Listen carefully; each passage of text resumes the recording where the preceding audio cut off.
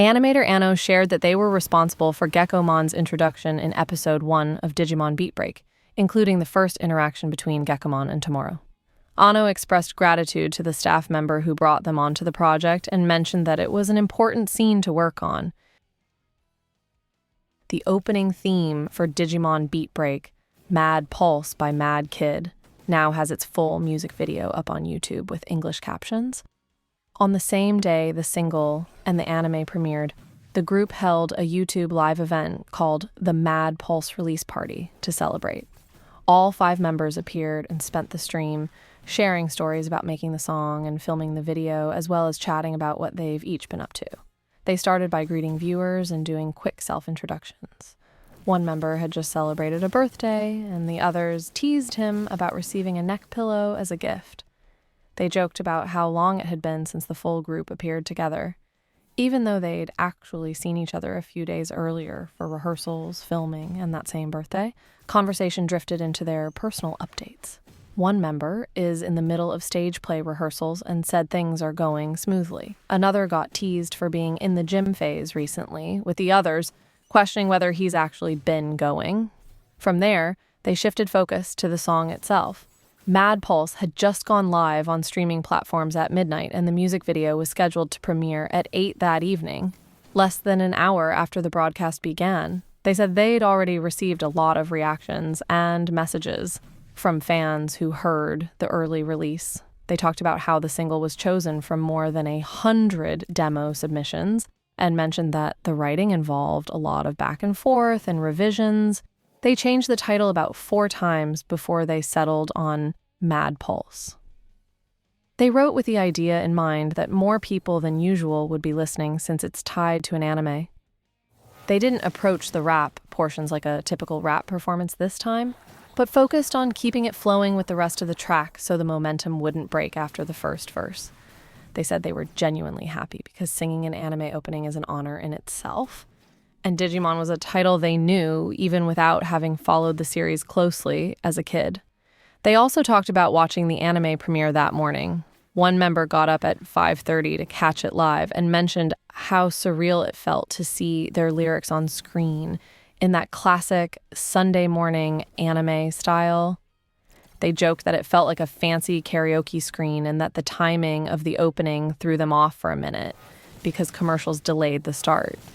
They mentioned how seeing their music paired with the animation didn't even feel like listening to their own song anymore. It just felt like part of the show. A couple of them said having the opening air each week might finally get them waking up early on Sundays.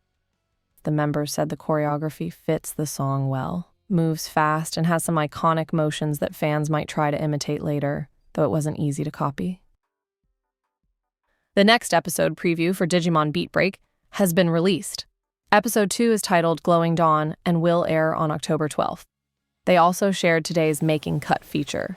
It's a supervision correction from Episode 1, Pulse of Emotion, showing artwork related to Glowing Dawn.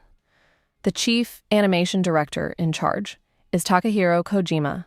In Ikebukuro, a new Digimon Beatbreak promo is being displayed.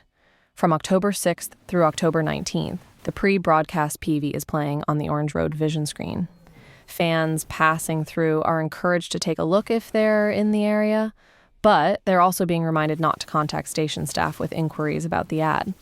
The official Digimon YouTube channel has released the evolution scene of Pristimon transforming into Wolvermon. This is the sequence that appeared in Episode 1 of Digimon Beatbreak, and the clip has now been posted separately so fans can watch the moment on its own. This week's Liberator illustration focuses on Dokusan and Ryutaro's still-growing friendship. Ryutaro seems fully on board with the dynamic. He's declared that when he visits Japan, he's going to rely on Dokusan for recommendations on everything.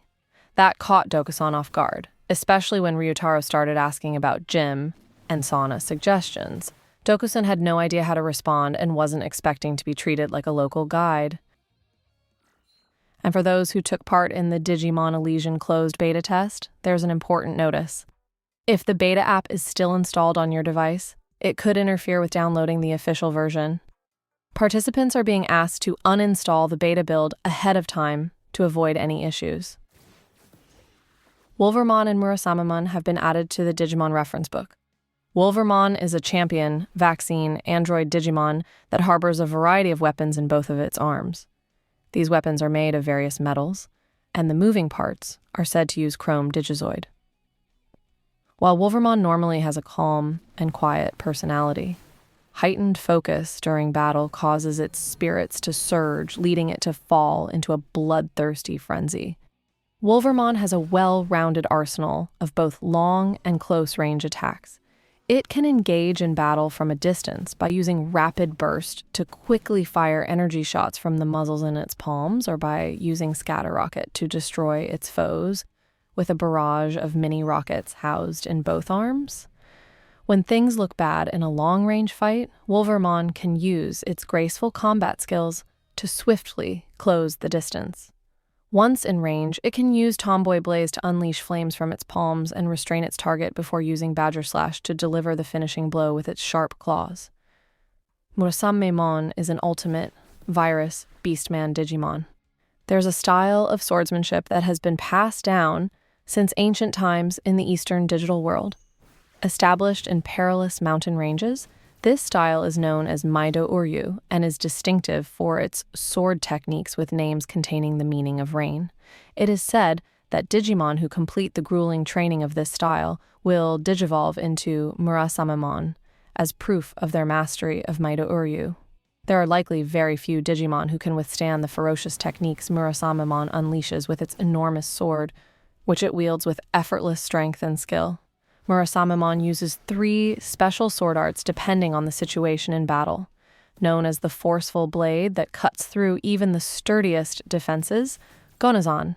Murashigur is a single, cleaving strike from a high stance. Next is Junazan Tsukashigure, the flexible blade that can deflect any attack from a low stance. The third move is Tsuinazan, Koku, the final blade. Resting the sword on its right shoulder, this Digimon leaps toward the enemy, spinning vertically in the air to increase its power before delivering a deadly strike.